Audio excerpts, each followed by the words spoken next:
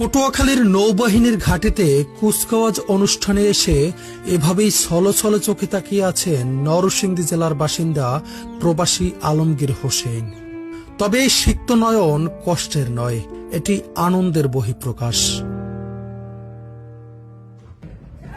কারণ তার আদরের পুত্র আজ গর্বিত সদস্য হয়েছেন বাংলাদেশ নৌবাহিনীর। সন্তানের দীর্ঘদিনের প্রশিক্ষণ শেষে তাকে দেখার আবেগে সুদূর সৌদি আরব থেকে ছুটে এসেছেন তিনি। আজকে আমার খুবই গর্ব আর কি, যে আমার ছেলেকে আমি বুকে জড়িয়ে ধরবো। এই জন্য আমার প্রবাস থেকে আসায় বাস আমি নাকি প্রবাস থেকে আসছি ইমার্জেন্সি নাকি ছুটি নিয়ে শুধু আমার ছেলের জন্য সামনের চোখের সামনে রাখবো, দেখবো, মন ভরে। এটাই আমার সবচেয়ে চাওয়া আর কি আল্লাহর কাছে, যাক আল্লাহ আমার আশা পূরণ করেছে। অনেক আনন্দিত আমি নাকি নিজে কষ্ট করি রোদ্রে বৃষ্টিতে, এরপরও আমার কাছে কষ্ট মনে হয় না। শুধু তিনি নন, সাতক্ষীরা থেকে আসা আরিফা বেগমও সুখের কান্নায় জানান তার অব্যক্ত অনুভূতি। দিনমজুরি করা এক সংগ্রামমুখর পরিবার থেকে উঠে এসে তার সন্তান আজ নৌবাহিনীর নাবিক। এই অর্জনে আবেগে আপ্লুত আরিফা বেগম।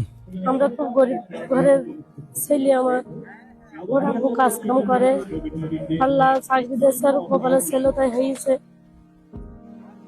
এই 5 মাসের সাথে কথা বলিনি, 5-6 মাসের মতো আজকেও সাথে দেখা হবে, এখনো পর্যন্ত দেখা হয়নি। আজ যেন এই নৌঘাটিতে বসেছে স্বজনদের চাঁদের হাট। গর্বিত পোশাকে স্নেহাশিস আপনজনকে দেখে স্বজনরা পেয়েছেন পৃথিবীর সর্বশ্রেষ্ঠ সুখ। কিছুক্ষণ পরই শুরু হয় সেই মাহেন্দ্রক্ষণ।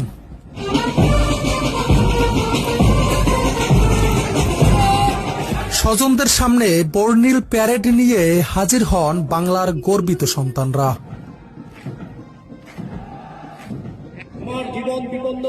দেশমাতৃকাকে রক্ষার শপথ ও বাহিনীর প্রতি আনুগত্য নিয়ে শুরু হয় তাদের নবযাত্রা। যে যাত্রা সুরক্ষিত রাখবে দেশের নৌপথ, লিখবে শান্তিতে সংগ্রামে সমুদ্রে দুর্জয়ের এক মহাকালের গল্প। সোমবার সকালে পটুয়াখালীর কলাপাড়ায় অবস্থিত বানৌজা শেরে বাংলা প্যারেড গ্রাউন্ডে বাংলাদেশ নৌবাহিনীর 2025 ব্যাচের নবীন নাবিকদের শিক্ষা সমাপনী কুচকাওয়াজ অনুষ্ঠিত হয়। এবারে নাবিক রিজান মোল্লা পেশাগত ও সকল বিষয়ে সর্বোচ্চ উৎকর্ষ অর্জন করে নৌ প্রধান পদক লাভ করেন। দ্বিতীয় স্থান অধিকার করে মোহাম্মদ মারুফ হাসান মুন্না কমখুল পদক এবং তৃতীয় স্থান অধিকার করে মোহাম্মদ হাসান আলী শেরি বাংলা পদক পান।